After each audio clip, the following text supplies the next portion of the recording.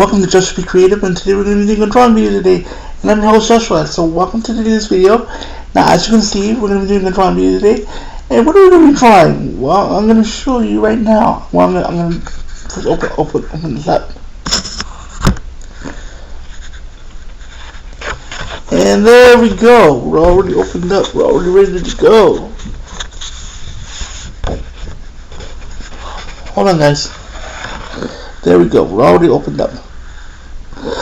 Now, as you can see, hold on, let me move this stuff around. There we go. All clear. As you can see, we got my paper here, and we're going to be doing a drawing video on differences. Now, what does being different mean?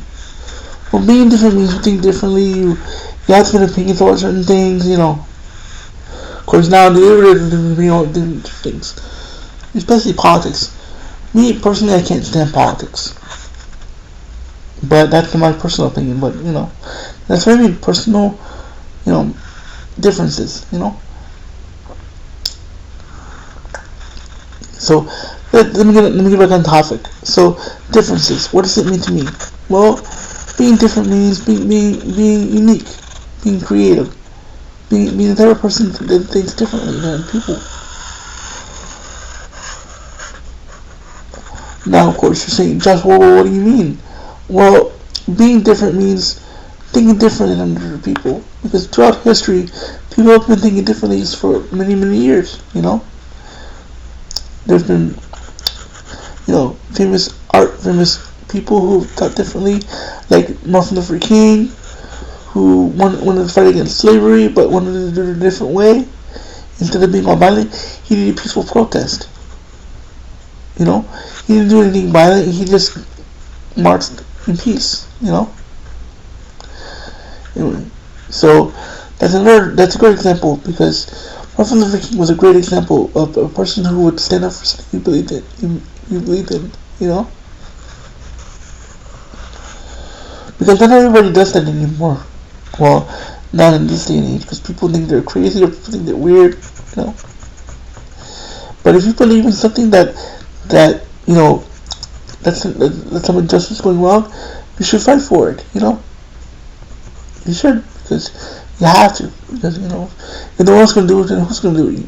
Not them, but you have to, yeah. But do it in a peaceful way, you know. Don't get all violent. Don't get all angry. Don't get all upset. Find a way to do a peaceful solution.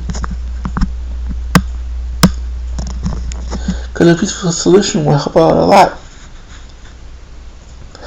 Believe it or not. Because people who believe in peace often have to fight for what they believed in.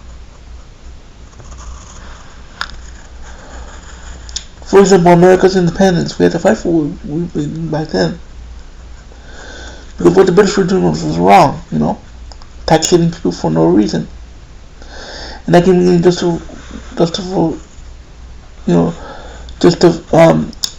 representative to represent them, you know, the people. The common people, I mean. And slavery was wrong too.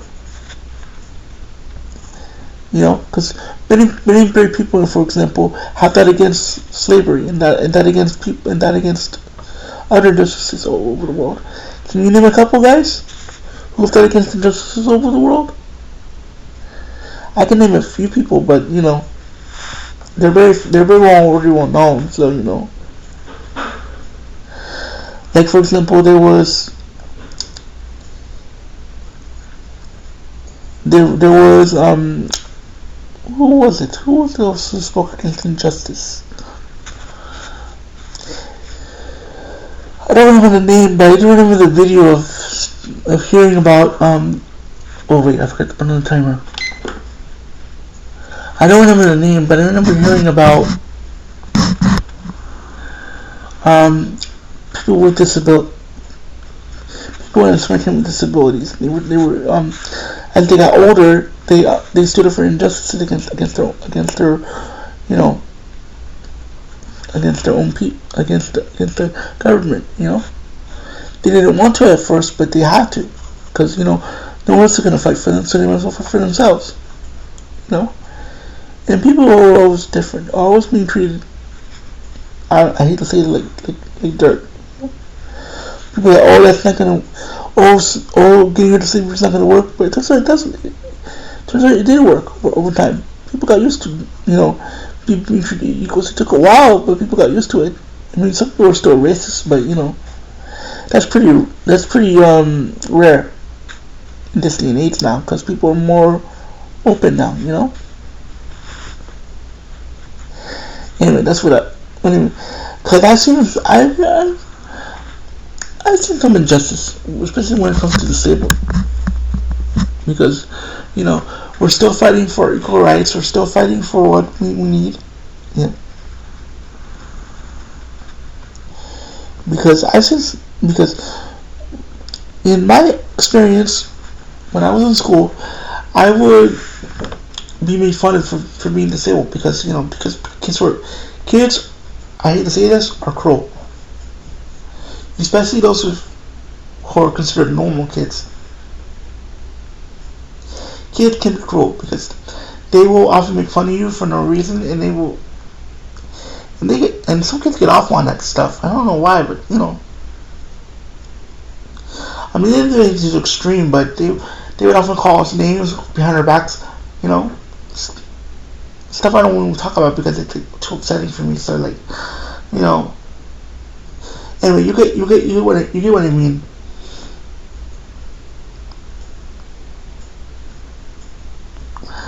Anyway, so there's people like my mom who when I was a kid I was being bullied, well, by a teacher, and my mother saw this and saw what's happening, and she told me like, what was going on, because she got all upset. She was really mad, especially when it came to my IP, because the teacher started saying, "Oh, Joshua can't do this, Joshua can't do that." My mom stood up to the teacher and said, "I know what it is my son cannot do. Don't tell me I don't know my own son. I know what he's capable of and what he can do." Because my mom will kick your butt. When it comes to defending me, she'll kick your butt. Believe it or not.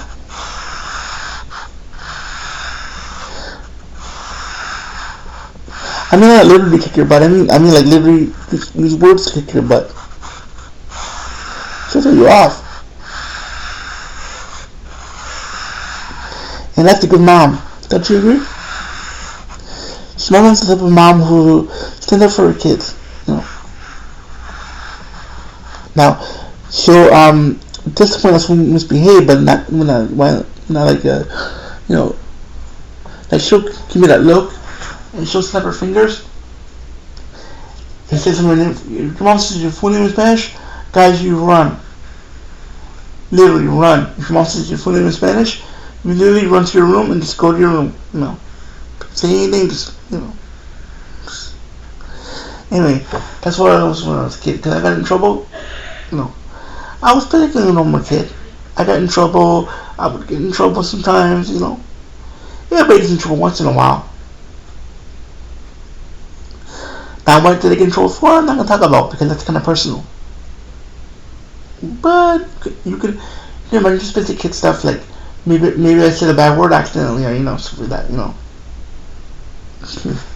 Anyway, I'm getting off topic. So anyway, there's people like my mom who will stand up for what they believe in.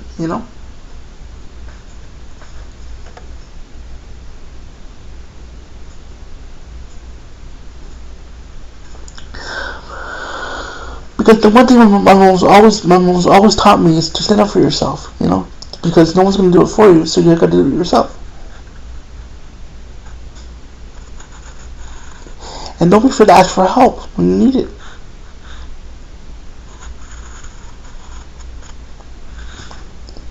That looks cool, doesn't it? Oh, I like the single.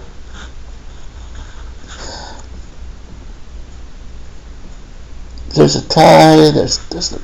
Wait, over a minute.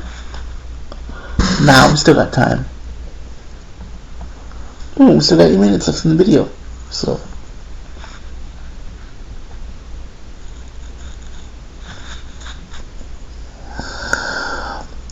Now, at the time, when I was a kid, things were different back then. You know, people could go to work. You didn't have to worry about. There wasn't no talk about unemployment. Now these days, we talk about a lot of unemployment.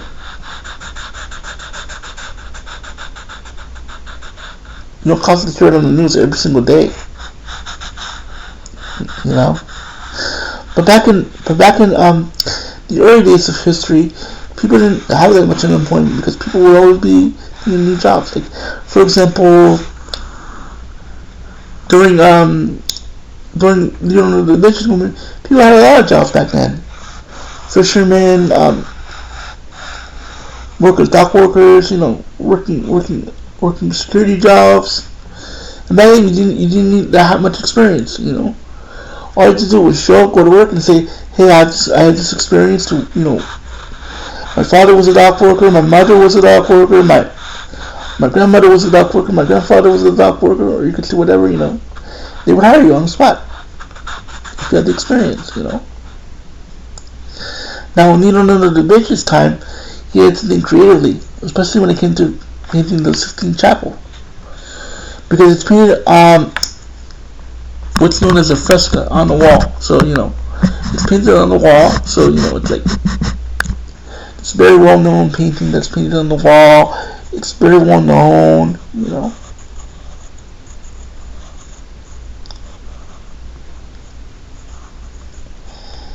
And it's like very well respected, very well written, very well told. The story of the painting's very well told because it's a story of Jesus' Last Supper.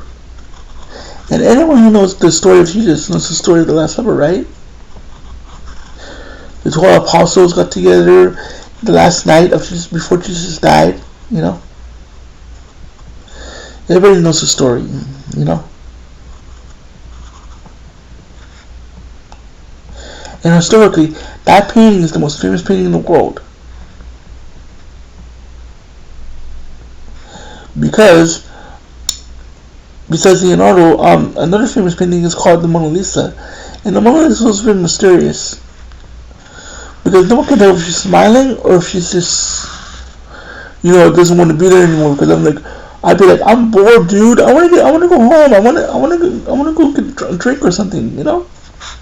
She'd probably be like, I'm bored, dude. Can we get this over already? You know, because she's gonna sit there for hours.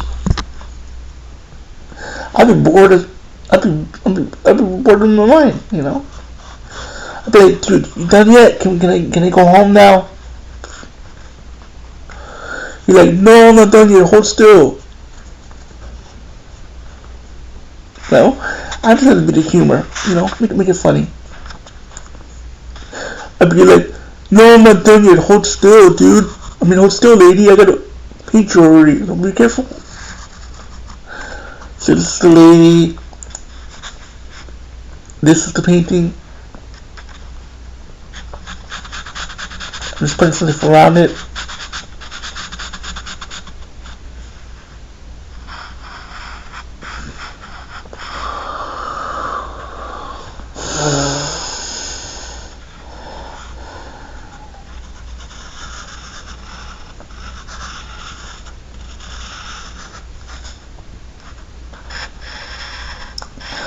So remember, think differently, guys.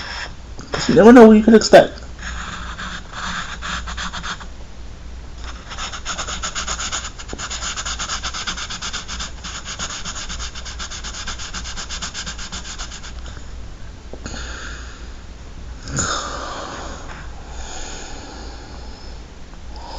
Oh, I forgot to put her hair.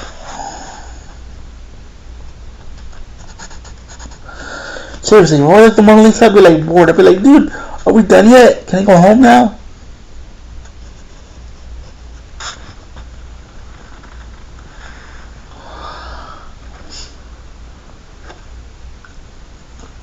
And I think we're done for today. Let me take a picture really quick.